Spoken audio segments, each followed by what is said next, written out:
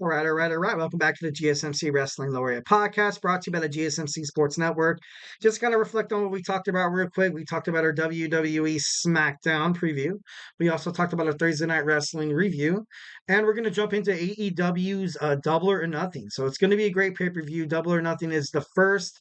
But just kind of before we move forward, I want to remind you guys to tip and donate. Give me your chats. Tell me what you like. Tell me what you don't like. Use the tips and donations link at the GSMC podcast.net with your questions. So don't be too shy. Go ahead and, tell me how you guys feel. Tell me what you guys want to, kind of see and hear in terms of a wrestling podcast. Cause, yeah.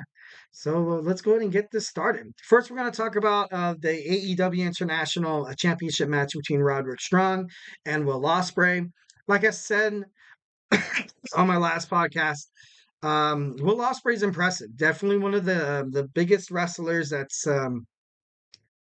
I love that he's on AEW, and I know WWE had a shot to get him, but I feel like he's right where he needs to be. Right now, he's kind of at that spot where the AEW they need viewership, they need ratings increase, which they are. So that's I feel like they're doing a great job with that. Keep Will Ospreay in the ring, keep him in good promos. So honestly, you do have the Undisputed Kingdom backing Roderick Strong. You saw on Dynamite how Wardlow just absolutely took out Will Ospreay.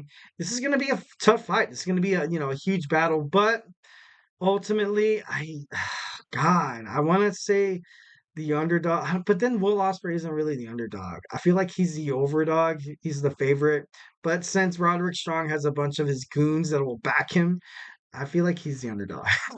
So honestly, this is a tough prediction, but I'm going to go ahead and say that Will Ospreay becomes the new AEW International Champion. It's over, Roderick.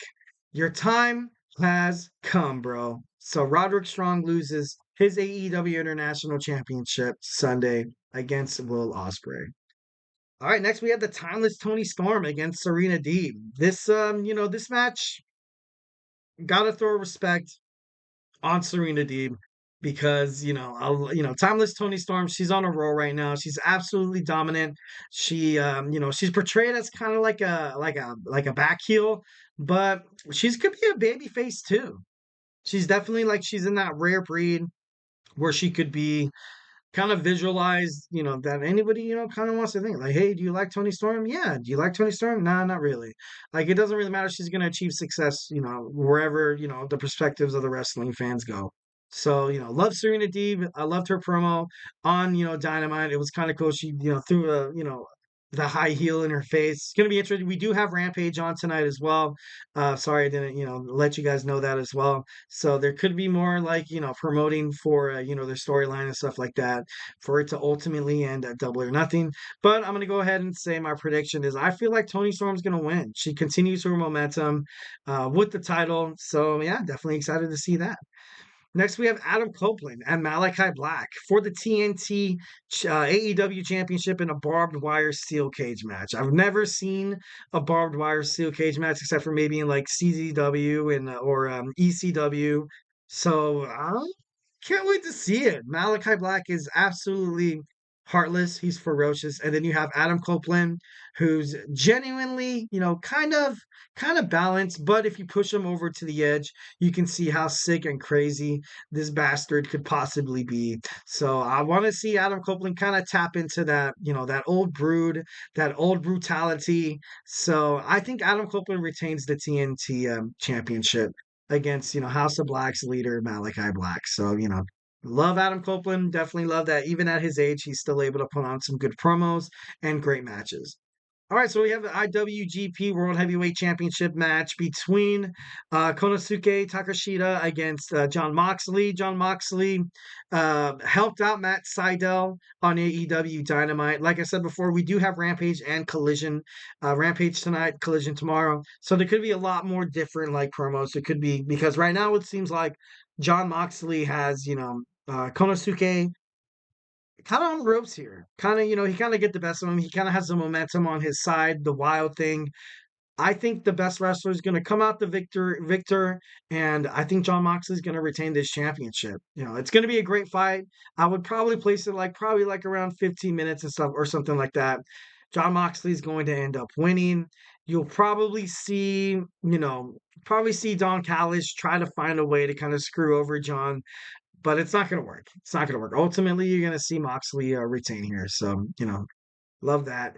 All right, and now we have the Bastard Pack and Death Triangle reuniting on AEW Dynamite, and they're gonna fight the Bang Bang Gang.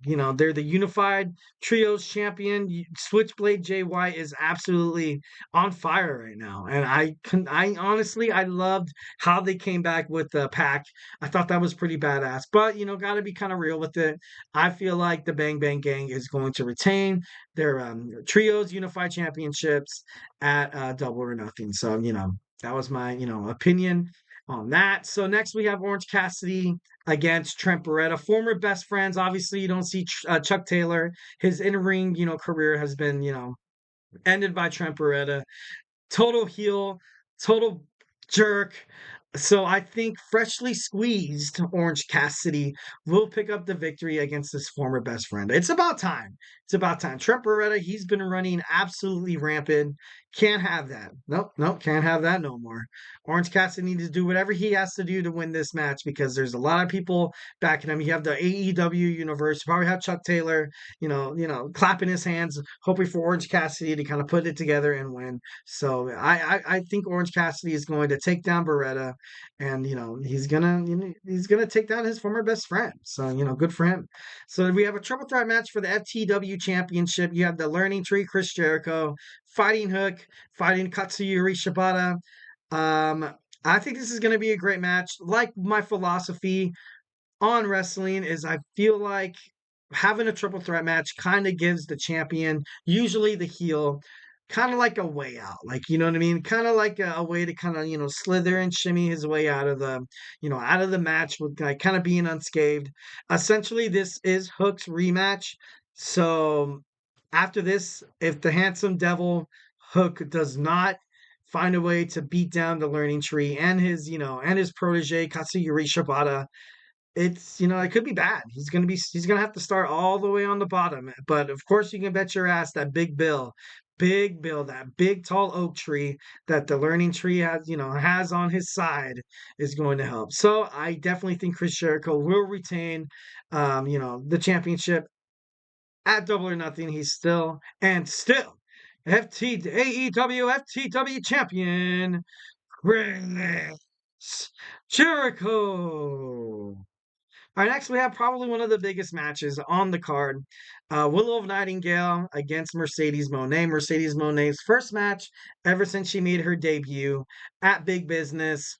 And it's, oh God, this is I don't want Willow to lose. I feel like right now she's just the perfect champion. She's the perfect TBS champion against Mercedes Mone. Mercedes Mone has been cutting the same promo over and over and over again. Oh God, this is probably going to be one of the biggest matches that I'm going to pay attention to. Like I said, I ever since Jim Ross was kind of told that he wasn't going to be at announcing there because he was admitted to the hospital. Hope he's doing good. Obviously, his help is of top priority. Um, so I think I'd still might rent it. It is $59.99 on Bleacher Report on pay-per-view. So you know what? I would, but then again, I might jinx it and then Willow might lose and I'll be like cursing myself in the mirror, be like, you did this, wiping my tears away. I'm like, what? It's like, no, I'm just kidding. But for real though. No. But I don't want Mercedes Monet to win. I love Mercedes Monet. It's cool. She's cool and all. But right now I feel like it's Willow's time. I feel like it's time for Willow, to kind of, obviously you brought Mercedes Monet and totally totally, she's a star. She's a total superstar. She's absolutely blown up in the wrestling district, also in the entertainment. But oh god, this is gonna honestly, I don't really know how this match is gonna go. Hoping Willow wins, but if Mercedes Monet wins, I wouldn't be too totally surprised. Next, we have Anarchy in the arena. We have Darby Allin, Bryan Danielson, and FTR against the Young Bucks. Matthew and Nicholas Jackson against Kazuchika Okada and Jack Perry. Obviously, I really honestly want Darby Allin to win because I love how he came out with a flamethrower and was ready to like burn faces and stuff like that. But it's going to be a great match. This match is going to, there's going to be blood. There's going to be, it's going to be highly Attitude Era esque. I feel like, this is probably going to be one of the most brutal matches on the card. And we have a barbed wire steel cage match between Adam Copeland and Malakai Black for the TNT Championship. So that just shows how crazy this match is going to be. These guys are going to fight up and down the arena. I don't think it's an elimination match. I think it's one pin, one submission, and that's it. I know right now it's a triple main event, but I know how, cocky the EVPs could possibly be. And there's no doubt in my mind that this match will probably end up in the main event main card.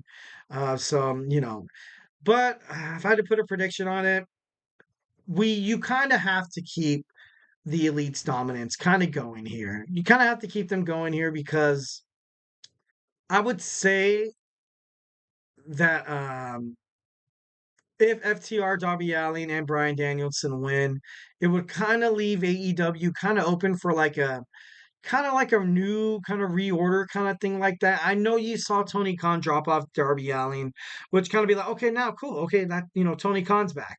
He's the vice president. But you also have Kenny Omega out. He recently undergone surgery for his injury, so he's going to be out for a pretty long time. MJF has been rumored to come back to AEW. There is going to be a Casino Royale battle to determine who's going to challenge Swerve Strickland or Christian Cage for the AEW World Heavyweight Championship. That's going to happen at Double or Nothing. Now, since Tony Khan kind of admits something big's gonna happen, there's a possibility that maybe MJF makes his appearance, makes his return back to AEW at Double or Nothing. That could possibly be it, because Double or Nothing is probably one of the biggest events in AEW in their stable of main events, pay-per-views and whatnot. Because this was their first one, 2019. This was kind of like their homecoming. You know what I mean? So it's going to be a great match. But if I had to put a prediction on it, I think the Elite is going to win.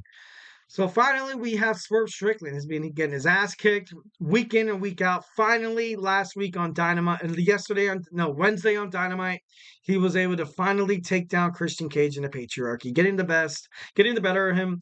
This bout, of course, before Double or Nothing. So I love Christian Cage, but this is going to be one of those matches that I feel like Swerve has obviously proved himself as a competitor inside the ring. He kind of was not really lacking on the promo and the vocal skills kind of thing, but I feel like a lot of people saw Swerve Strickland defeat Samoa Joe, and we're kind of like still in unbelievance. They're kind of like, dude, I can't believe they gave him the title. Like, who the hell is this guy? This guy was, he was a rapper, he hosts a podcast, and now he's holding the AEW World Heavyweight Championship. So I feel like Christian Cage is kind of like that veteran, kind of known for being a badass, has that, respect and reputation from the fans to be like, look, if Swerve Strickland defeats Christian Cage in a good, hard fought wrestling match, you're going to get a lot of respect for Swerve. So I see Swerve Strickland retaining his AEW World Heavyweight Championship, taking the gold, but most importantly, taking the respect. So yeah, we have an amazing pay-per-view coming May 26th on Sunday. Make sure you order it on Bleacher Report, $49.99. That's not bad. That's not bad. You know what I mean? So yeah, I'm definitely looking forward to watching that, and can't wait to see if my predictions come true. So guys, don't go anywhere. We're now, since we previewed AEW's pay-per-view this weekend, now we're going to preview the WWE King and Queen of the Ring predictions and analysis. So hey, don't go anywhere.